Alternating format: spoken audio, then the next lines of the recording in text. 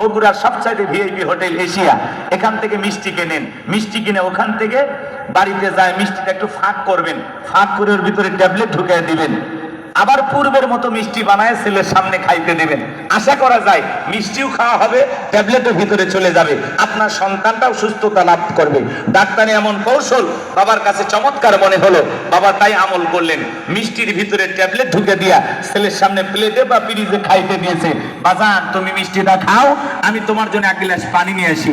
এইবার বাবা পানি নিয়ে এসে দেখে প্লেটের মিষ্টি খাওয়া শেষ, মনে মনে কয়েকবার সুবহানাল্লাহ আলহামদুলিল্লাহ করে জিজ্ঞাসা করে, বাজান মিষ্টি খাইছো?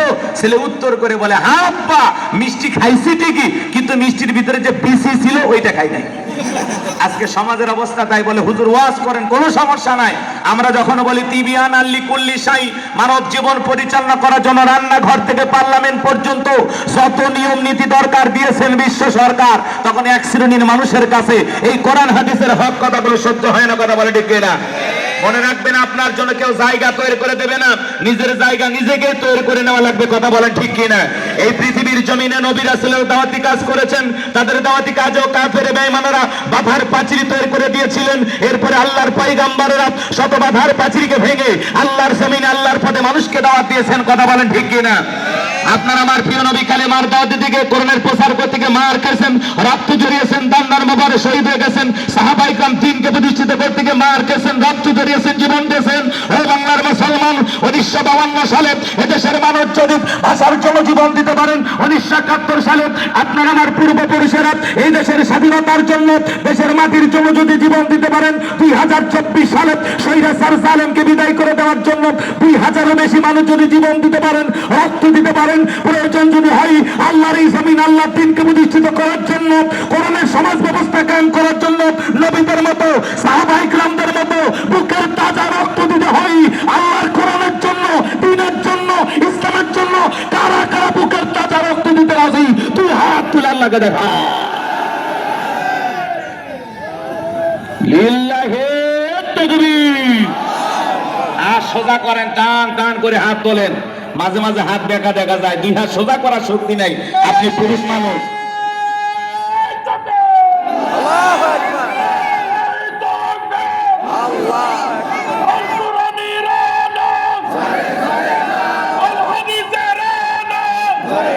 আর সোজা করেন।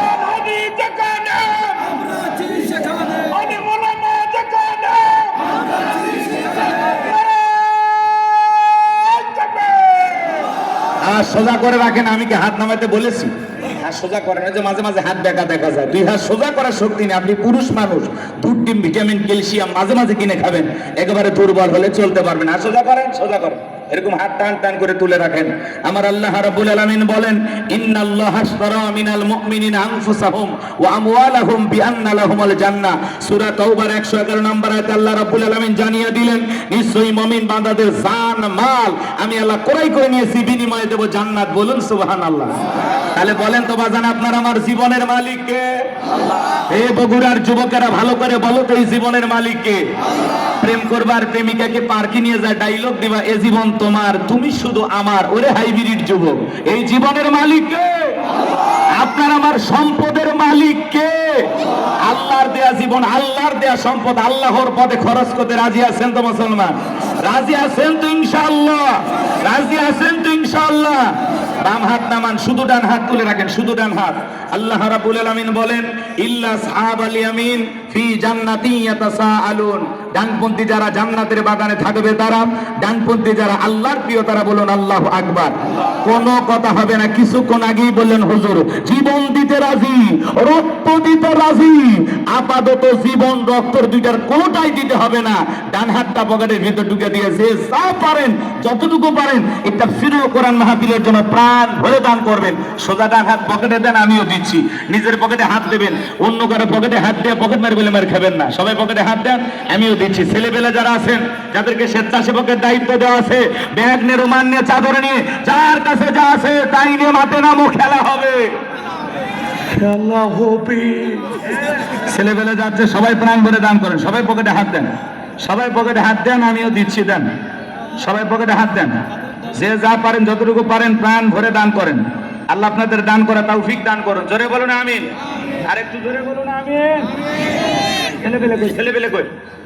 ছেলেপেলে গেছে বাজান, পকেটে হাত দেন। 10, 20, 50, 200, 100, 500, 2000, 5000, 10,000, 1 লাখ, 2 লাখ, যে যা পারেন আল্লাহর হস্তে পকেটে হাত দিয়ে প্রাণ ভরে টাকা দান করেন। খবরদার কেউ যেন আবার বিড়ি ম্যাচ দিন না।